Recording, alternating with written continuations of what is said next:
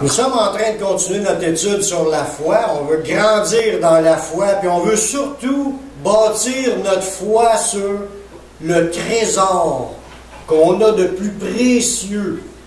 On en a parlé la semaine passée, puis l'autre semaine d'avant.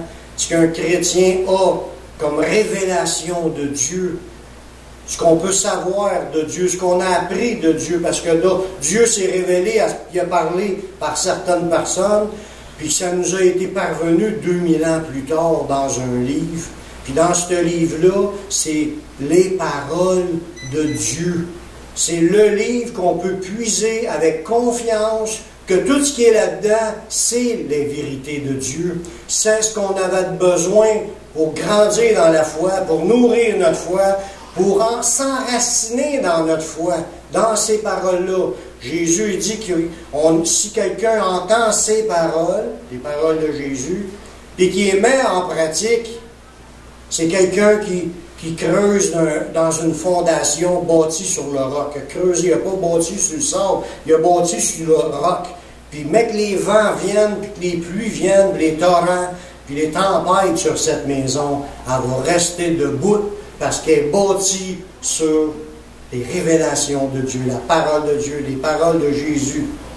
C'est ce qu'on a besoin d'apprendre. C'est ce qu'on a besoin d'apprendre pour bâtir notre vie, parce qu'on n'a pas deux chances de bâtir. C'est pas comme un jeu vidéo. Tu arrives à la fin, tu meurs, tu repayes un piton, tu recommences. Il n'y a pas de piton apaisé pour recommencer. Il est réservé à l'homme de mourir une seule fois, après quoi vient le jugement. Il faut être sûr d'avoir bâti sur le roc, parce que ça ne nous dit pas que la maison a une deuxième chance de reconstruction. Voyez-vous? Ça représente, à notre mort, on était-tu encore dans la foi ou non? C'est ça qui fait toute la différence. Là, on est en train d'étudier la foi, puis on est en train de regarder ce en quoi nous bâtissons notre foi. Aujourd'hui, pour approfondir une des perles, parce que quand j'ai dit que la foi a un trésor, on a un trésor dans lequel on peut mettre notre foi. Ce trésor-là, c'est la parole de Dieu. Là-dedans, on retrouve toutes sortes de révélations qui sont comme des perles. Chaque révélation est comme une perle ou une pierre précieuse ou un morceau d'or précieux pour nous, les chrétiens, parce qu'on réalise que c'est la parole de Dieu.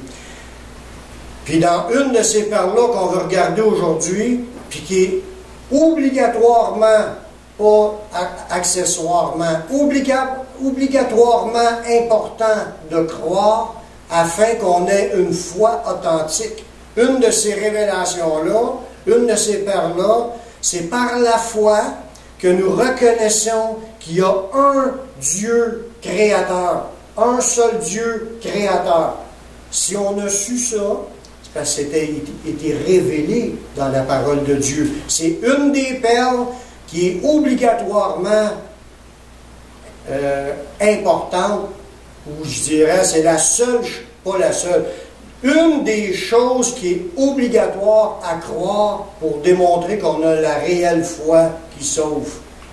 Parce que tu vas voir du monde sur cette terre, tu leur poses la question, ouais, mais qui a créé tout ce qu'il y a là? Là, le monde va tout te dire, ben il y en a que c'est ci, puis il y en a que c'est ça. Puis là, je regarde, à l'heure où les scientifiques nous parlent d'évolution, puis d'autres vont nous parler que c'est des extraterrestres, ou d'autres vont nous parler, ouais, mais il y a tel Dieu, un autre Dieu qui parle, ou des dieux, puis il y a plusieurs, puis tous les dieux, ça revient à la même chose. Je regrette, c'est pas ça que la Bible en enseigne. Qui est à l'origine de la création? Que dit la Bible sur Dieu et la création? Parce qu'il y a des révélations qui sont là. Si on ne reçoit pas ces révélations-là, on est en train de rejeter ce que Dieu a dit.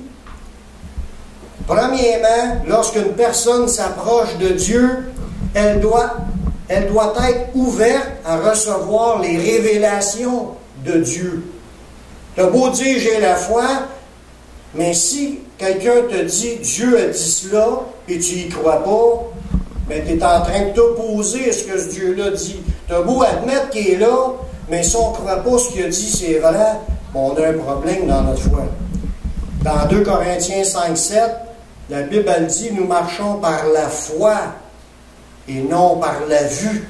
Fait qu'il est important qu'on réalise que quand on entend quelque chose qui vient de la Bible, parce que si on sait qu'il y a un ciel, c'est dans la Bible, on sait qu'il y a un enfer, c'est dans la Bible, on sait qu'il y a une résurrection, c'est dans la Bible, on sait que Dieu s'est révélé, c'est dans la Bible, on sait que l'histoire du peuple juif, comment Dieu a parlé, c'est dans la Bible, si on sait que Jésus est venu, c'est dans la Bible. Si quelqu'un apporte quelque chose de la Bible, qu'on n'y croit pas, on est en train de s'opposer au Dieu de la Bible. On est en train de s'opposer à ses révélations. La marche par la foi nous amène à accepter ce que la Bible déclare. Sinon, on marche dans la foi en qui ou en quoi? Le Dieu de la Bible nous parle dans la Bible, puis c'est sa révélation à lui qui est importante. Si moi je pense j'en sais plus que la Bible, puis là je dis, ben moi la Bible, faut en prendre, faut en laisser, puis là je tasse cette révélation-là, c'est plus un trésor pour toi, il s'est rendu quelque chose que tu veux même plus, que tu crois pas. Il ne faut pas affirmer qu'on a la foi si on ne croit pas ce que la Bible dit. Nous ne pouvons déclarer croire en Dieu et croire en des choses contraires à la Bible. Voyez-vous? Si tu dis « je crois au Dieu de la Bible », mettons que tu es prête à l'admettre que le Dieu de la Bible, c'est le vrai Dieu. Mais si tu dis que tu crois au Dieu de la Bible, ben, tu ne crois pas en ce qu'il a dit. Donc, tu ne crois pas vraiment au Dieu de la Bible. Si tu crois à la personne, tu vas croire à ce qu'il a dit. Sinon, tu vas dire, c'est un menteur, c'est un usurpateur, c'est quelqu'un d'autre. C'est pas vrai, il n'a pas raison, il ment. Il nous compte des menteries volontairement. Est-ce que le Créateur veut jouer un rôle de menteur dans cette vie? Est-ce que le Créateur a mêlé les cartes pour que personne n'arrive à comprendre les vraies affaires? Je pense pas. S'il y a un mélange à quelque part, c'est pas parce que Dieu l'a fait. Dieu a parlé. Quand Jésus a parlé, lui, on l'a vu la semaine passée, lui, quand il parle, c'est « Amen ». En vérité, je vous le dis, c'est « Amen ». Il n'y a pas de mensonge en Dieu. Dieu n'est pas menteur. Un est menteur, c'est le diable. Puis ces menteries, bien, ils se véhiculent sur la planète. Mais Dieu ne ment point. Puis ce qu'il nous a donné comme révélation, c'est digne de confiance. Amen. Dans Hébreux 11.3, c'est le verset de départ pour cette idée-là qu'on veut saisir par la foi, parce qu'on marche par la foi. Il dit, nous marchons par la foi et non par la vue. On n'a pas vu aucun Dieu se présenter. Y a-t-il quelqu'un qui a vu une apparition? Mais par la foi, nous savons qui est Dieu. Il y a quelque chose qui s'est passé, on a vécu quelque chose, on a entendu des choses, puis il y a une foi qui est venue en nous, qui est née en nous, puis qu'on le sait, puis qu'on est prêt à s'ostiner avec n'importe qui. Dieu existe, Dieu est vrai, c'est le Dieu de la Bible qui est vrai. Puis tout le reste des révélations de la Bible, on pense de la même façon. Dieu le dit, c'est ça, ça va s'accomplir. Hébreux 11.3 nous dit, c'est par la foi.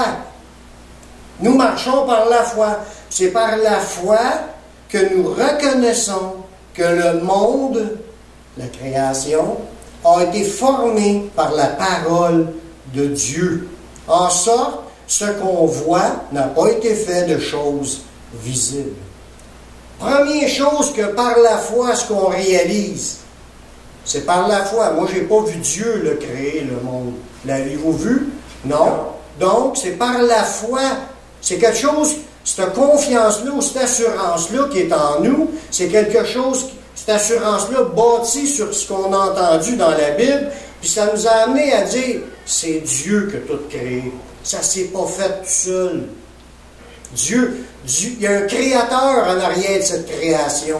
Pourquoi qu'on appelle ça la création? Êtes-vous déjà arrêté sur ce mot-là? On appelle, tout ce qui est là, on appelle ça la création. C'est le début. Création, ça veut dire, ça sous-entend qu'il y a un créateur. Oui. Il y a quelqu'un en arrière, ça ne s'est pas fait tout seul. Puis là, les gens vont nous dire c'est l'évolution, un développement. Oui, mais qui a mis la matière là au début? Qui a mis la première particule qui s'est développée? Si elle n'a pas été là, ben, il n'y aura pas eu d'évolution. Donc, même à l'origine de l'évolution, ça prend un créateur qui a créé la première molécule qui s'est développée. Voyez-vous, on ne peut pas s'en sortir. La matière n'est pas apparue tout seul. La première poussière de la matière, la première atome. Mais on sait que dans un objet comme un verre, il y a des milliards d'atomes. Les atomes, c'est des formés de neutrons, de protons et d'électrons. C'est même pas des particules, c'est la base même de la matière, parce que chaque matière, comme l'aluminium, est formée de tant de sortes d'atomes qui est différent que du plomb. Chaque particule de matière, comme un objet en plastique, c'est des atomes pour former du plastique. L'autre, de l'eau, c'est des atomes formés de l'eau. Mais tout ça, c'est différent. Dieu a fait des milliards d'atomes. Ça ne se calcule même pas la quantité d'atomes qu'il y a dans une seule personne qui est en vie. Ça, tu vois pas au microscope, tu le vois peut-être, mais c'est tellement au-delà de ce qu'on peut imaginer. La petitesse de la création, autant qu'il y en a jusqu'à l'infini, si on considère les étoiles et l'univers. Dieu a créé l'ensemble de ces atomes-là, que ça nous parle dans ce verset-là. Il dit, c'est par la foi que nous reconnaissons. Ça ne peut pas se calculer, il n'y a personne qui peut voir ou même le comprendre, la grandeur de la puissance que ça a pris pour pouvoir créer l'univers dans son infinie grandeur, comme dans son infinie petitesse dans l'atome, puis dans l'ADN, qui est encore peut-être plus petit que ça. Ou je ne sais pas, là, je ne suis pas un scientifique pour vous expliquer ça, mais c'est pas venu tout seul. C'est ça qui est le point. Par la foi, nous reconnaissons que le monde a été formé par la parole de Dieu. Le Créateur a prononcé une parole, puis il a dit que la lumière soit, et la lumière fut. Puis Dieu dit que telle affaire arrive, puis telle affaire est arrivée. Il est tellement puissant qu'il a juste besoin de l'ordonner, puis ça s'accomplit. Ce qu'un extraterrestre ne peut pas faire si ça existe, parce qu'un extraterrestre, il a besoin d'une soucoupe volante, ça en héricide, c'est un gars de matière. Lui-ci va mourir, puis il a besoin d'un moyen de transport, venir jusqu'ici, donc c'est loin d'être un créateur. C'est une créature, lui aussi, puis il a besoin... Il y a eu quelqu'un qui l'a mis là, lui tout. Voyez-vous? Fait que il dit, c'est par la foi que nous déclarons, que nous croyons que ce qui est visible n'a pas été créé par des choses visibles. Ça a été créé par des choses invisibles. C'est ce que ça nous dit. Ce qu'on voit n'a pas été fait de choses visibles. Ce n'est pas un extraterrestre qui est visible qui a créé ça. Ce n'est pas quelque chose de ce monde, de cette création qui a créé ce qui est dans cette création. C'est quelque chose du monde invisible. Donc, c'est par la foi qu'il faut admettre ou croire ou qu'on se l'imagine, parce qu'on ne peut pas le voir. Pardon. C'est par la foi qu'on essaye de comprendre que ce qui est là, ça a été fait par quelque chose de beaucoup plus grand que qu'est-ce qu'on voit. C'est dans le monde invisible. Un créateur en esprit.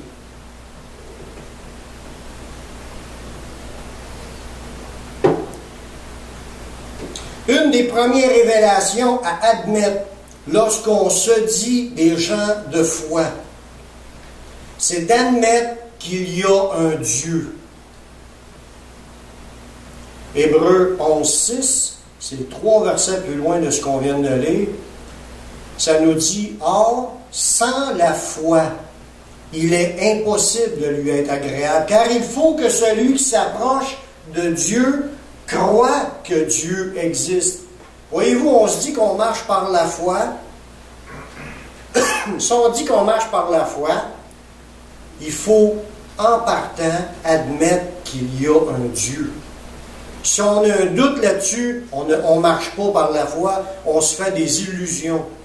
Il faut avoir cette confiance, cette assurance que Dieu est là, le Créateur est là, Dieu existe. C'est lui qui a créé toute chose. Donc, il est là. Il faut chasser tous les doutes qui pourraient y arriver parce que beaucoup de gens affirment « Oh, j'ai vu un extraterrestre, eux autres, mon créateur, ou l'autre parle d'évolution. » Là, des théories sur la création, il y en a à la tonne. Des scientifiques qui semblent tout savoir, mais il ne faut pas se laisser branler puis laisser le doute entrer dans notre cœur. Dieu existe. Et si nous voulons marcher par la foi, bien, il faut commencer par, au commencement, puis croire qu'il y a un Créateur. Que déclare la Bible, d'où vient cette création? Mais dans Genèse 1:1, au début de la Bible, ça nous dit, au commencement, Dieu créa les cieux et la terre. Ça nous est donné comme révélation, ça semble simple, comme ça semble banal, ou ça semble, ouais, c'est évident, mais c'est une vérité, c'est une révélation. Les chrétiens qui marchent par la foi doivent déjà chasser de leur esprit toutes les autres possibilités. Si on dit qu'on marche par la foi, la Bible déclare que c'est Dieu qui a créé le ciel et la terre. Tout ce qu'on voit, c'est Dieu qui l'a créé. Fait que s'il y a quelqu'un qui essaye de dire que ça s'est fait tout seul, il y a eu d'autres choses, bon, il faut chasser ces idées-là. Si tu bases ta vie sur la révélation de Dieu pour que ta foi soit bâtie sur du roc, il faut que tu t'en viennes à cette ferme assurance-là qu'il n'y a pas d'autre moyen, que tout a été établi que par Dieu qui a créé toutes choses. Ça nous le dit dans ce verset-là, pas juste dans ce verset-là, mais on part au commencement, on regarde des versets pour arriver à focusser les perles, les révélations que Dieu nous a données. Il nous a dit qu'au commencement, c'est lui qui a tout créé. Amen. Le Dieu de la Bible a parlé par le prophète Isaïe, puis nous a révélé qu'il est celui qui a créé les cieux, la terre et tout ce qu'elle contient. Dans Isaïe 42:5, ainsi parle Dieu, l'Éternel, qui a créé les cieux et qui les a déployés, qui a étendu la terre et ses productions, qui a donné la respiration à ceux qui la peuplent et le souffle à ceux qui y marchent. Dieu est en train de nous dire qu'il est celui qui a tout créé et déployé les choses. Fait qu'il n'y a pas d'autre moyen, comme dans le sens qu'il a marché tout seul, que ça s'est développé par hasard, c'est une erreur, que là, Dieu, admettons, on admet qu'il y a un Dieu, puis il a commencé à créer, mais en créant les choses, oups, j'ai créé un univers, je m'en rendais pas compte, puis que ça s'est fait tout seul, puis là, on n'est pas né avec ça. Non. Dieu est en plein contrôle, puis c'est lui qui a décidé comment les choses étaient pour être. Il les a créées, puis il a déployé les choses. C'est lui qui a fait que les choses se mettent en place. Tout en son contrôle, c'est lui. C'est lui qui a placé chaque affaire à sa place. Ça a l'air un peu... comment est-ce que je dirais ça? Ça a l'air un peu simplet, là, que je vais vous dire. Si la Lune est à telle distance de la Terre, il y a une raison. La Lune n'est pas là par hasard. La Lune a un effet sur la Terre, puis c'est un effet pour la vie terrestre. Puis si la Lune ne sera pas là, le système de la vie n'aura pas fonctionné.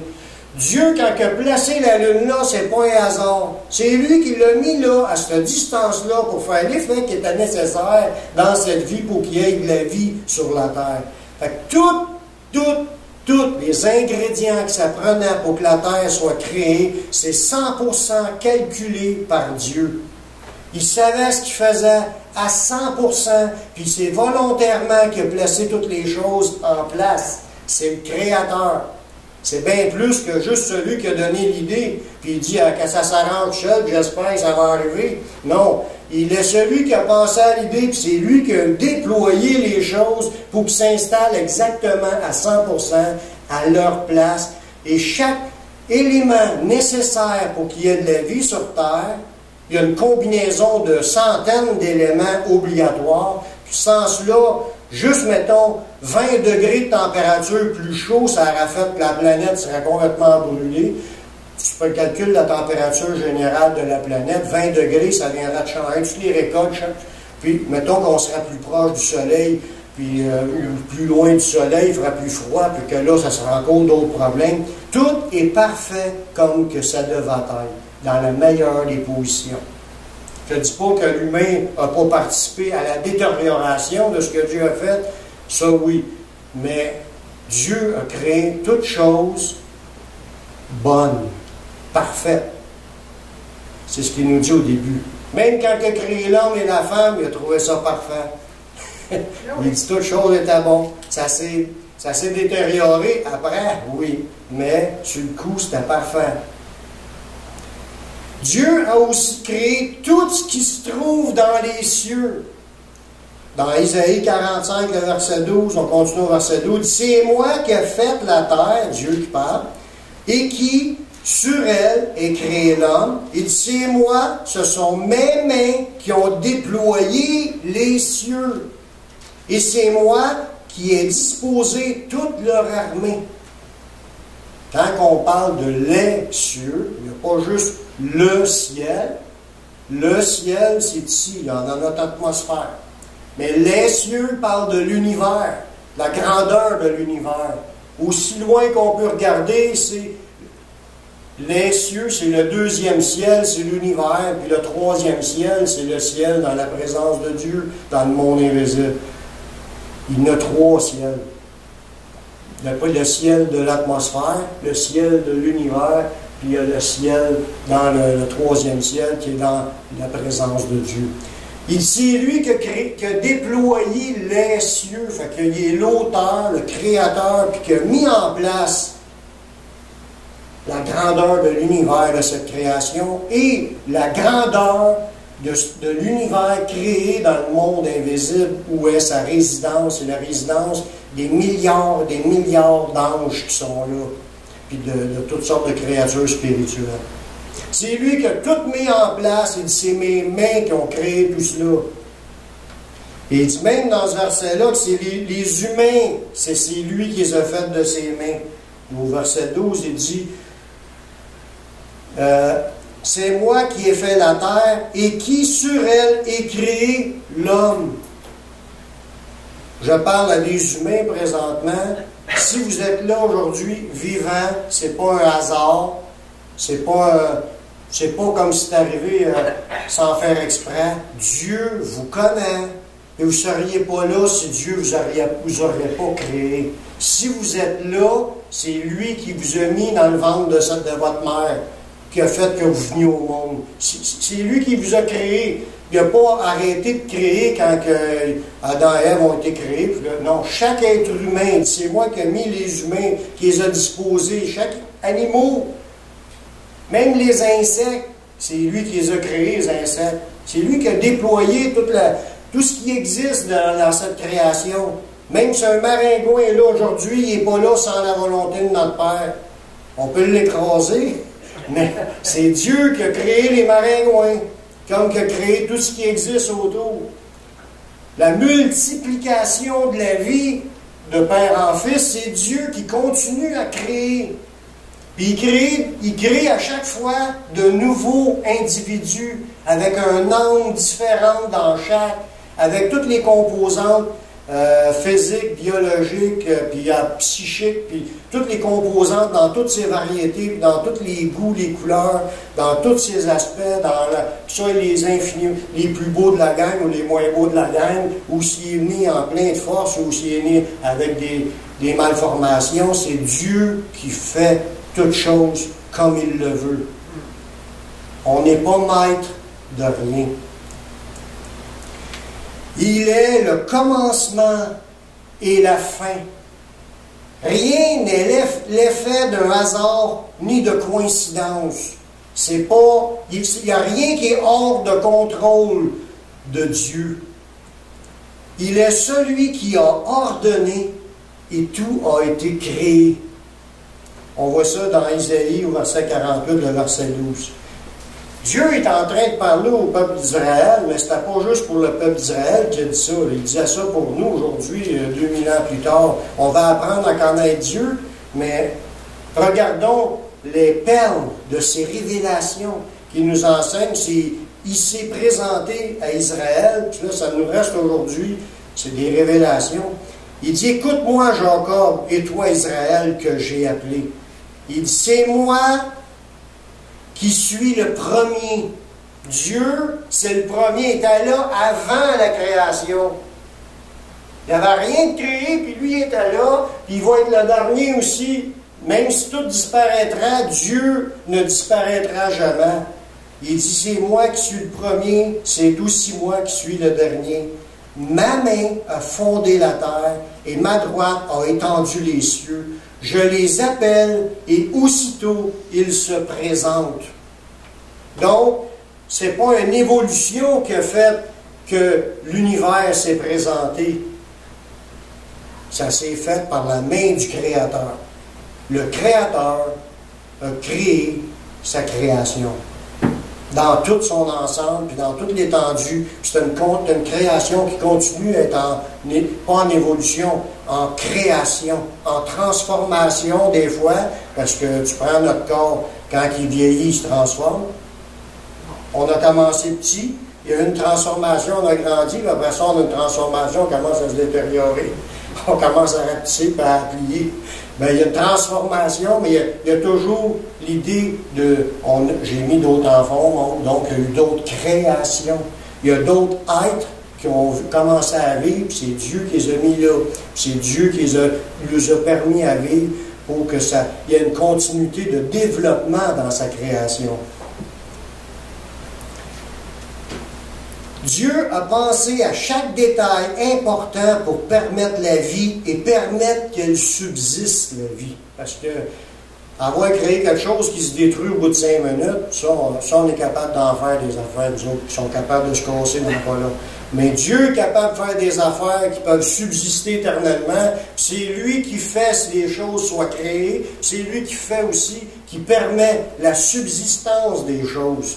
Dans Jérémie 10:12, ça nous dit... Il a créé la terre par sa puissance. Il faut que tu sois puissant pour matérialiser une planète quand tu pars du vide. Montrez-moi une personne ici sur la terre qui est capable de faire apparaître une planète où il n'y en a pas. Puis là, on parlera juste d'une planète, on ne parle pas de l'univers entier et de tout ce qui compose cette planète. Il n'y a pas aucun ange ou démon ou être humain qui est comparable à l'Éternel pour créer quoi que ce soit. On est juste capable de modifier ce qui existe déjà, mais faire apparaître quelque chose, personne n'est capable. Il a créé la terre par sa puissance. Ça, la puissance, c'est dur à expliquer, mais la puissance, c'est quelque chose qui est en lui, qui permet de faire ce qu'il veut. Pas juste ce qu'il peut, parce qu'il a la puissance et le pouvoir. Il peut faire tout ce qu'il veut. C'est ça la puissance. Il n'y a rien que Dieu n'est pas capable de faire. Tout est possible à Dieu. Il a créé l'univers avec rien. Donc pour lui, c'est à rien de tout mettre ça en place. Il a son pouvoir, il dit, il a créé la terre par son pouvoir, sa puissance, sa capacité de mettre en place des choses qui partent du vide, puis qu'il met la matière en place. Il a fondé le monde par sa sagesse. Il a étendu les cieux par son intelligence. Il a tout calculé ce que ça prenait, comme j'expliquais tantôt, la distance de la Lune avec la Terre.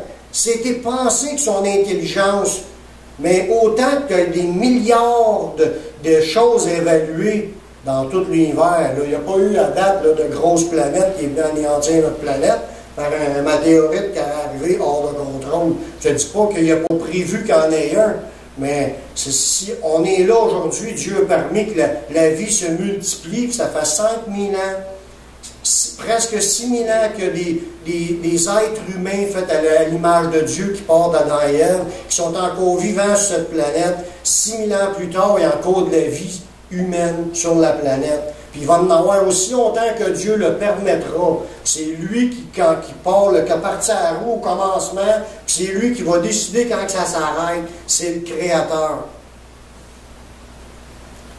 Il a pensé à tous les détails. Tu regardes la complexité d'un corps humain, comment est-ce qu'on peut absorber un peu de matière, ça nous produit une énergie qui nous permet de fonctionner. Il y a le système de la fatigue, il y a le système du repos, il y a le système de digestion, le corps, chaque organe de ton corps fait un travail. Bon, c'est d'une complexité incroyable. L'électricité, les nerfs, la chair, les os, puis que ça se maintienne en vie. On aurait pu être créé, paf, on explose au bout de tant de temps, puis que, tu sais, ça aurait pu être n'importe quoi, mais tout est pensé, bien fait. Là, on peut dire, ouais, mais des fois, j'aurais aimé ça avoir un bras de plus, ça me prend toujours un bras de plus. Tu tiens quelque chose à deux mains, ça te rappelle que tu as un troisième bras pour t'aider à tenir. Là, tu veux le demander à quelqu'un d'autre. Mais oui, il y a des fois qu'on pourrait penser qu'il aurait pu avoir cela, mais je ne sais pas où c'est qu'on l'aurait mis. Il a pensé à tout, puis il faut y faire confiance qu'on est dans la meilleure de ce qui était le meilleur pour l'être humain. Puis déjà, des fois, on en a trop, parce qu'on se sert de ce qu'on a pour mal faire.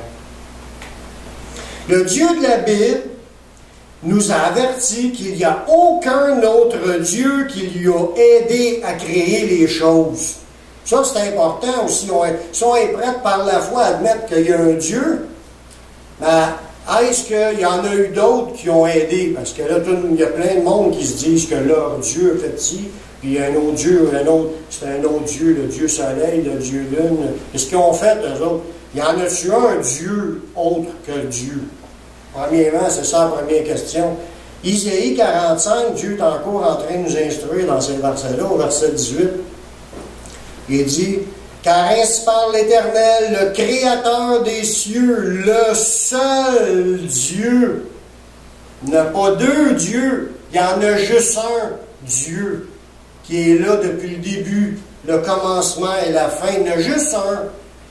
Les autres qu'on parle, c'est tous des usurpateurs. C'est tous des faux dieux. Il n'y a pas deux dieux, il n'y a pas 20, il n'y a pas tous les dieux, c'est la même chose. Ça n'existe pas aux yeux de Dieu. Dieu, il n'y a qu'un seul Dieu, créateur de toutes choses. On fait affaire à ce Dieu-là. C'est le Dieu de la Bible. C'est le Dieu, un seul Dieu qui a formé la terre, qui l'a faite, qui l'a affermie, qui l'a créée pour qu'elle ne fût pas déserte, qui l'a formée pour qu'elle fût habitée. Il dit, je suis l'Éternel et il n'y en a point d'autre. C'est une belle révélation. Il y a un seul Créateur, le Dieu des Juifs, le Dieu d'Israël, le Dieu d'Abraham, d'Isaac et de Jacob. Le Dieu de la Bible, il n'y en a juste un, puis il n'y en a pas d'autre que ça nous dit dans ce verset-là. C'est lui qui a tout fait. Fait que ça ne donne rien de chercher à quelque part d'en trouver un autre. On est dans le véritable. On va arriver à d'autres conclusions, c'est dans des beaux versets. Il est l'Éternel, puis il n'y en a point d'autre. Pour être plus précis sur qui a créé toutes choses, parce que là, quand Jésus est venu, il nous en a encore plus précisément. C'est Jésus qui a dit, « Or, la vie éternelle, c'est qu'ils te connaissent, toi, le seul vrai Dieu, et celui que tu as envoyé, Jésus-Christ. » Pour être plus précis sur qui a créé toutes choses, la Bible nous révèle que c'est Jésus qui a tout créé. Oh, là, ça s'en est intéressant. Hébreux 1, versets 1 et 2. On va aller lire ça.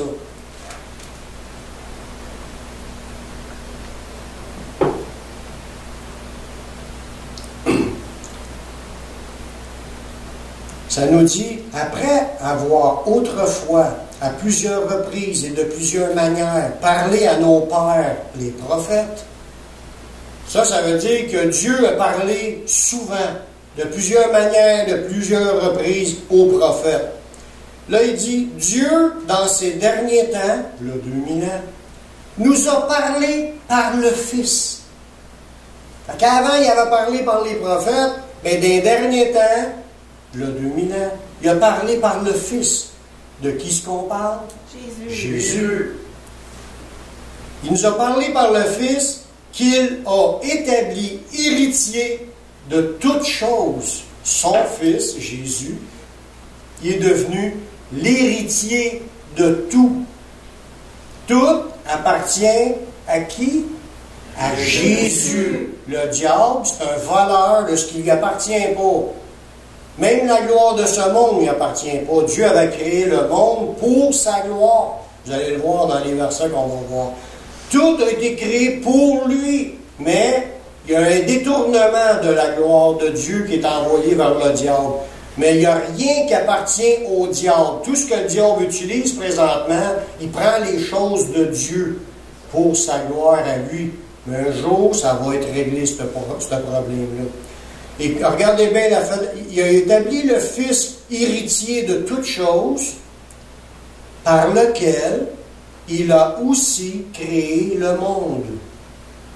Jésus n'est pas juste l'héritier, il est celui qui a créé toutes choses. Jésus, ça veut nous dire que Jésus était avec Dieu son Père, en un seul Dieu, mais il était là quand il a créé toutes choses avec son Père. Jésus, il était présent auprès de son Père et le Saint-Esprit, un seul Dieu, un seul unique Dieu, lors de la création de tout ce qui a été créé. Dans Jean 1, les versets 1 à 4, nous dit cela, au commencement était la parole. La parole, ça nous dit au verset 14, la parole fut faite chair. La parole, c'était Jésus. Au commencement était Jésus. Et Jésus était avec Dieu. Et Jésus était Dieu. Elle était au commencement avec Dieu. Toutes choses ont été faites par Jésus, par la parole. Toutes choses ont été faites par elle. Rien de ce qui a été fait n'a été fait sans elle. En elle, la parole, Jésus, était la vie. Et la vie était la lumière des hommes. Jésus était auprès de son Père, avec son Père, dans son Père, formant qu'un seul. Il était là comme l'auteur, celui qui a créé toutes choses. Celui qui, rien de ce qui a été fait n'a été fait sans Jésus. Puis ça nous dit qu'en Jésus était la vie. Tout ce qui existe, qui a été créé, ils ont été créés par Jésus, puis en Jésus, dedans Jésus. C'est Jésus qui est le Dieu éternel, créateur de toutes choses, qui était là depuis le commencement, puis qui va être là jusqu'à la fin. Jésus est Dieu, créateur de toutes choses. Tout ce qui a été créé dans le ciel, sur la terre, vient de Jésus et existe pour Jésus. Colossiens 1,16. On est en train de regarder des paroles pour nourrir notre foi, pour qu'on bâtisse notre foi sur les pépites d'or qui sont dans la parole de Dieu, les révélations. On veut bâtir notre foi sur les trésors de la Bible. Puis là, on est en train de voir que Jésus est le Dieu créateur de toutes choses. C'est une des pépites, des révélations qu'on a, qu'il faut mettre notre foi à 100% là-dessus. Il n'y a pas de doute là-dessus. Ça nous dit dans Colossiens 1,16, en parlant de Jésus, « Car en Jésus ont été créées toutes les choses qui sont dans les cieux, sur la terre. » Puis il dit les visibles, tout ce qu'on peut voir de nos yeux, même dans l'infiniment petit comme dans l'infiniment grand, les visibles et les invisibles, trône, dignité, domination, autorité, tout a été créé par lui et pour lui. Amen. Fait que le Dieu créateur de toutes choses, l'auteur de toute cette création, de tout du monde visible et du monde invisible, c'est Jésus. Tout a été créé par lui et pour lui. Ça lui appartient, il est 100%, le créateur et le propriétaire de tout. Comme je disais tantôt, le diable a détourné la gloire de Dieu, puis il l'a pris pour lui. La gloire qui aurait dû aller vers Dieu est tournée vers adorer le diable puis servir le diable. Mais un jour, ça va être rectifié. Tout était dans le but d'être créé pour Jésus. Là, on a l'occasion, depuis 2000 ans, la grâce de pouvoir être pardonné et de recommencer notre vie en pliant le genou à Jésus. Un jour, tout genou fléchira. Ils n'auront pas le choix de confesser que Jésus est le Seigneur. Ils vont le voir, et s'ils ne l'ont pas fait volontairement, ce qui leur a accordé le pardon, mais ils vont le faire malgré eux. Après ça, c'est le jugement, parce que Dieu va faire rendre compte à chacun dans la suite. Tout ce qui a été créé sont maintenus en existence par Jésus.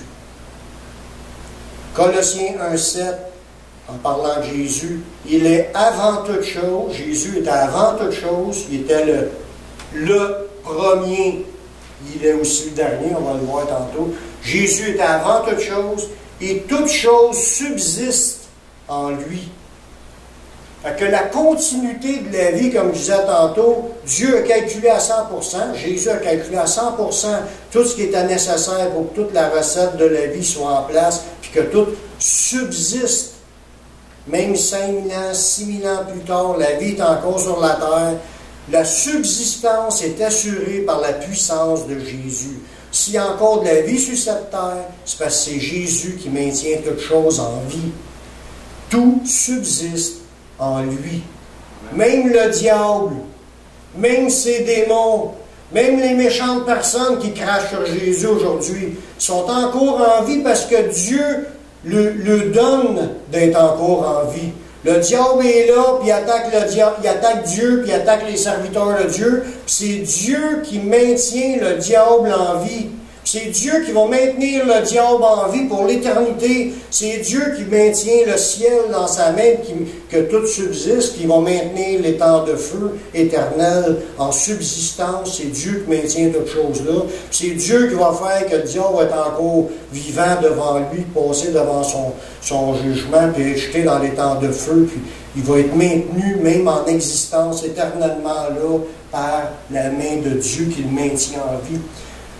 On peut, où irai-je loin de ton esprit, où fuirai-je loin de ta face, que ça nous dit dans le psaume 139. Il n'y a pas d'endroit que tu peux aller dans toute la création visible ou invisible que tu peux aller sans que Dieu soit là. Tout est maintenu là parce que c'est Dieu qui permet que tout subsiste. La minute que Dieu oubliera, mettons Dieu là, aujourd'hui, là, il commence à faire de l'Alzheimer, puis il m'oublie, là. Je disparais de milieu de vous. Instantanément, s'il m'oublie, je ne serai plus là. C'est parce qu'il pense à moi, puis il maintient toutes mes molécules en place. Sinon, je serais désintégré. Tout le monde, tout ce qui existe, de beau comme de pas beau, est maintenu en subsistance par Dieu. C'est fort. Amen. C'est fort. Jésus, le Créateur de toutes choses, nous reviendra et rendra à chacun selon ses œuvres. Ça nous dit dans Apocalypse 22, les versets 12-13, ça dit, c'est Jésus qui parle. « Voici, je viens bientôt. Et ma rétribution est avec moi pour rendre à chacun selon ce qu'est son œuvre. Je suis l'alpha et l'oméga, le premier et le dernier, le commencement et la fin. » Jésus qui parle. Tantôt, on a vu ça, ce passage-là, avec le Dieu de l'Ancien Testament, qui dit qu'il était le premier et le dernier. Puis Jésus, dans la fin de l'Apocalypse, dit qu'il est le premier et le dernier. Jésus est le Dieu créateur de toutes choses, puis qui maintient toutes choses en subsistance, va revenir, qu'on le veuille ou non, qu'on y croit ou non. On a tout avantage à y croire volontairement, maintenant, puis à s'attacher à ses paroles, puis de le recevoir comme notre sauveur personnel, parce que qu'on le veuille, qu'on le veuille pas, qu'on l'aime, qu'on ne l'aime pas, il va revenir, il va rendre à chacun selon ce qu'est son œuvre. Peu importe. Ouais, mais moi, j'étais le fils d'un tel qui était ton enfant. Lui, il t'aimait, mais moi, j'avais pas le temps. j'avais remis ça. Peu importe ta position sociale, peu importe ton argent que tu as à la banque, peu importe si tu es fin ou tu n'es pas fin, tu crois-tu en lui? Tu l'as-tu reçu comme ton sauveur? C'est pas un jeu, c'est une obligation. On n'a pas deux chances, on a une vie. Il est réservé aux hommes de mourir une seule fois, après quoi vient le jugement. Si tu n'es pas prête, puis il revient, puis ta vie ça finit là, puis tu es mort dans tes péchés, tu es fait.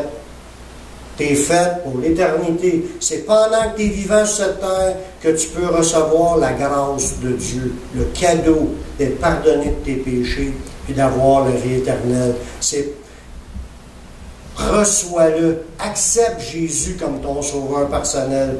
Il va revenir, puis il va rendre à chacun selon ses œuvres.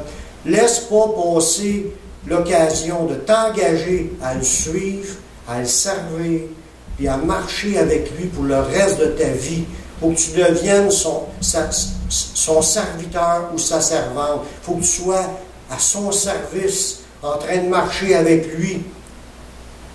Puis là, tu vas faire partie de ceux qui vont vivre l'histoire avec lui, l'histoire sans fin. Je vais donner l'occasion à ceux qui veulent accepter Jésus-Christ comme leur sauveur personnel. Vous reconnaissez que vous êtes pécheurs, vous le savez, on a tous fait des péchés, mais on ne peut pas le nier. Même si vous niez que vous avez fait des péchés, la Bible dit que tous ont péché, sont privés de la gloire de Dieu. On a tout fait, on est tous privés de sa gloire. Mais Dieu nous appelle aujourd'hui, maintenant, à ce qu'on l'accepte comme notre sauveur, on s'engage à le suivre, puis qu'on arrête de penser aux autres. On n'est pas là pour s'engager face aux autres, on est là pour s'engager personnellement, individuellement, devant Dieu. Tous ont un choix à faire de l'accepter pour être pardonnés et de marcher avec lui pour être encore de ceux qui vont être debout lorsqu'il reviendra. Faites cette prière avec moi si vous voulez l'accepter. Père, je reconnais que je suis un pécheur, que je suis perdu, mais je sais que Jésus, il est mort sur la croix, il a versé son sang pour que je puisse être pardonné. J'accepte Jésus comme mon sauveur, comme mon Seigneur. Prends ma vie, je la donne.